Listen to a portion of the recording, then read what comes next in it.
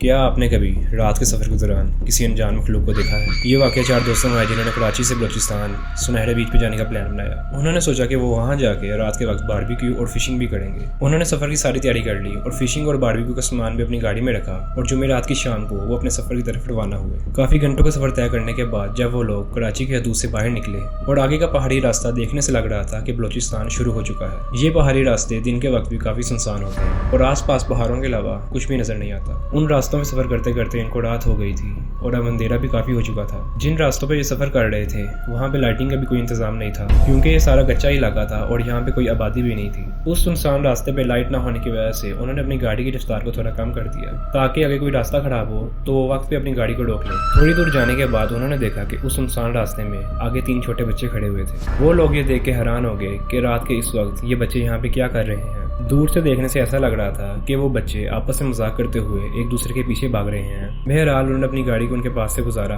और आगे चलने लगे। तो जब वो लोग उनके पास से गुजर रहे थे तो उन्हें उन बच्चों की आवाज बहुत अजीब सी लगी। उनकी आवाज काफी भारी थी जैसे कोई बड़ी उम्र का आदमी हो। तो उन्होंने उस चीज पर ज्यादा ध्यान नहीं दिया और अपने सफर की तरफ आगे बढ़ गए और थोड़ा सा दूर जाने पे उन्हें ऐसा महसूस हुआ कि कोई चीज उनकी गाड़ी पे आगे जोर से लगी है। तो उनमें से एक दोस्त जो गाड़ी चला रहा था उसने गाड़ी को रोका और गाड़ी से बाहर आके टॉर्च से देखने लगा कि गाड़ी को क्या चीज आगे लगी है, लेकिन वहाँ ऐसा कुछ भी नहीं था और गाड़ी भी बिल्कुल सही हालत में थी। तो दूसरे दोस्त ने कहा कि कोई जानवर हमारी गाड़ी से टकराया होगा और भाग गया होगा। कुछ ही दूर जाने के बाद फिर से ऐसा ही हुआ, लेकिन इस बार जो चीज इनकी गाड़ी को आगे लगी थी वो पहले से ज्यादा भारी थी और इसकी आवाज ही बहुत जोरदार थी। उन्होंने जल्दी से अपनी गाड़ी को रोका और कहा कि अब ये कोई जानवर नहीं हो सकता। वो सब लोग अपनी गाड़ी से बाहर निकले और इर्द गिर्द देखने लगे, लेकिन इस बार भी बाहर कोई नहीं था। वो इसी सोच में उस रास्ते पे खड़े थे कि कोई चीज उनकी गाड़ी को आगे लगी है, लेकिन ना गाड़ी को कुछ हुआ है और ना उस लगने वाली चीज का कुछ पता है। इतने में एक दोस्त ने पीछे मुड़ के देखा तो वो बच्चे जिनको उन लोगों ने पीछे सड़क में देखा था वो बहुत तेजी से भागते हुए इनकी तरफ आ रहे थे और जब सबने पीछे मुड़कर देखा तो वो बहुत ज्यादा खौफजदा हो गए और भाग के गाड़ी में जाकर बैठ गए और पीछे मुड़कर देखने लगे। और जब वो बच्चे इनके थोड़ा करीब आए और इन लोगों ने उनकी शक्लें देखी तो उन बच्चों की शक्लें किसी खौफनाक जानवर की तरह थी और वो बहुत अजीब सी आवाजें निकाल रहे थे जैसे बहुत से जानवर एक साथ बोल रहे हों। उन बच्चों को देखने से ऐसा लग रहा था जैसे वो बहुत ज्यादा गुस्से में हों और भूखे भी हों। तो इनमें से एक दोस्त जिसे इन चीजों के बारे में पता था वो कहने लगा कि गाड़ी स्टार्ट करो और जितनी भी दुआएं आती हैं वो सब पढ़ना शुरू कर दो। और इन लोगों ने गाड़ी स्टार्ट करने की कोशिश की तो वो स्टार्ट नहीं हुई। तो वो कहने लगा कि हमारे पास जितना भी गोश्त पड़ा है वो सब बाहर निकाल लो और गाड़ी से बाहर फेंक दो, क्या पता वो इनकी खुशबू की वजह से हमारे पीछे आ रहे हैं। तो उनके पास जितना भी गोश्त था उन्होंने निकाला और गाड़ी से बाहर फेंक दिया। और वो बच्चे जो उनके पीछे आ रहे थे वो उस गोश्त के ऊपर इस तरह झपटे जैसे कोई भूखा जानवर अपने शिकार के ऊपर झपटता है। उनका उस गोश्त को खाने का तरीका इतना खौफनाक था कि कोई जानवर भी इस तरह ना खाता हो। तो उसी दौरान इन्होंने अपनी गाड़ी को स्टार्ट करने की कोशिश की तो वो स्टार्ट हो गई। वो लोग जल्दी से उस जगह से दूर निकल गए और आगे एक छोटा रास्ता निकलता था जो कि सीधा शहर की तरफ जाता था। उन लोगों ने अपनी गाड़ी को उस रास्ते की तरफ मोड़ा और शहर की तरफ जाने लगे। वो बहुत मुश्किल से उस जगह से अपनी जान बचाकर निकले और थोड़ा दूर जाने पर उन्हें एक पुलिस चौकी नजर आई। उन लोगों ने अपनी गाड़ी को पुलिस चौकी के पास रोका तो वहाँ मौजूद पुलिस वाले उनकी ऐसी हालत देख उनके पास आ गए और पूछने लगे कि उनके साथ क्या हुआ है। उन लोगों ने पुलिस वालों को अपने साथ होने वाला सारा मामला बताया। पुलिस वालों ने इन चारों को अपनी चौकी में बिठाया और पानी पिलाया और जब थोड़ी देर बाद इनकी हालत थोड़ी संभली तो उन लोगों को बताया कि आज से 1 महीना पहले आप लोगों की तरह ही एक फैमिली भी इस रास्ते से सफर कर रही थी। फिर हमें डिपार्टमेंट की तरफ से कॉल आई